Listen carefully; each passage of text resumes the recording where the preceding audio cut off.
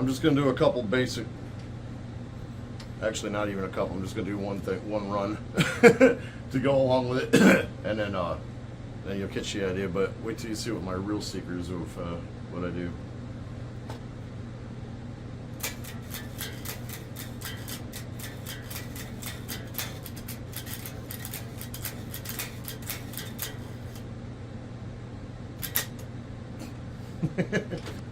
Few of you are going to be surprised to know that I also, I gotta plug this in. I also use an acoustic on my metal songs. The problems with being a solo artist, and then it just gets manipulated in the plugins. So this is the third one. It's kind of in the background. The other one I just double up and change the sound out. You'll see that in just a minute though.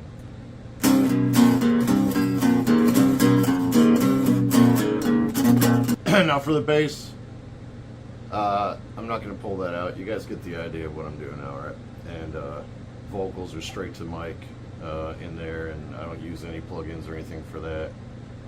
Not anything more than what your typical singer will do with some reverb and a little bit of delay or echo or whatever. But let's see if we can get this exported and screenshot it so you can see what my process is and how I do it.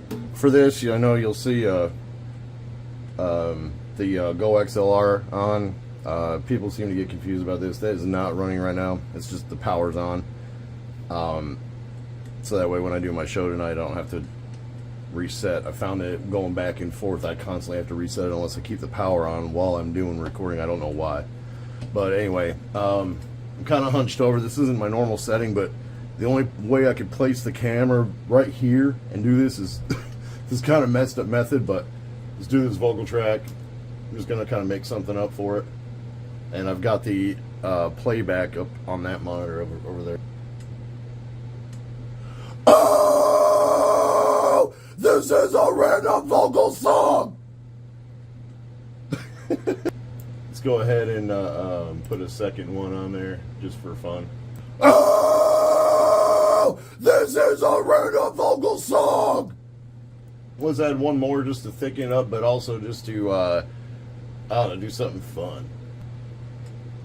Oh, oh, oh, oh, oh, random vocal. What? Hell no!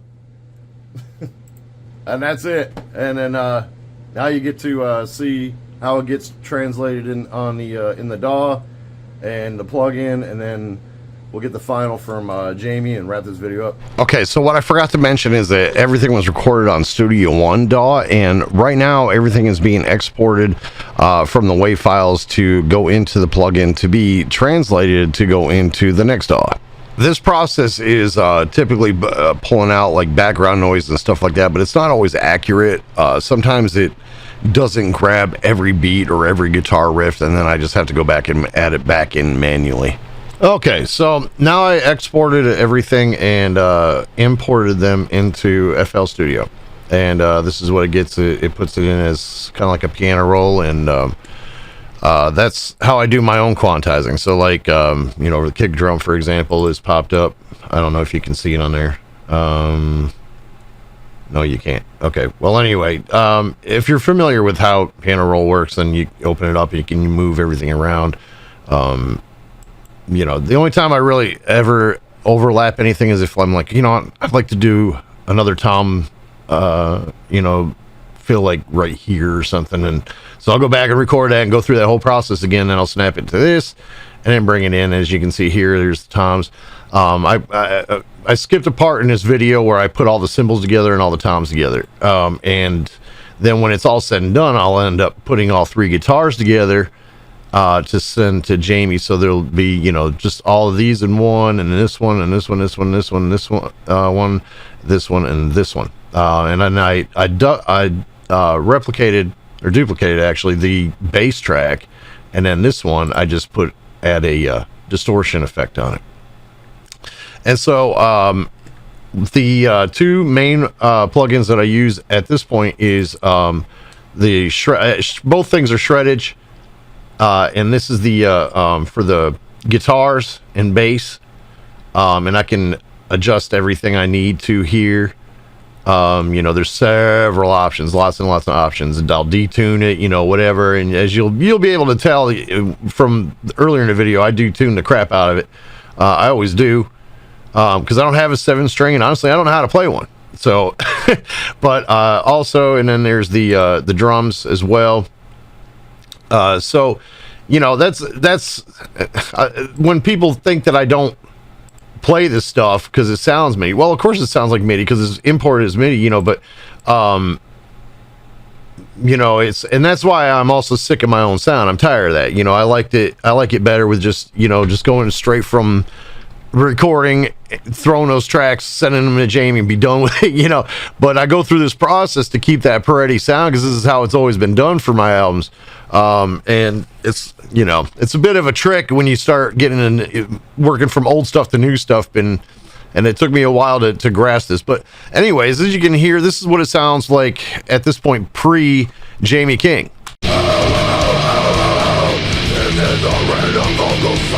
What? Hell no!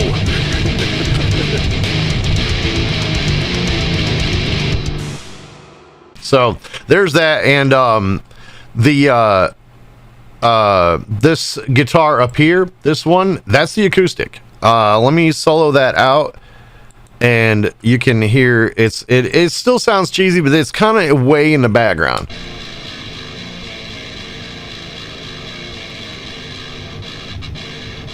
So you might be saying, yeah, that sounds very robotic.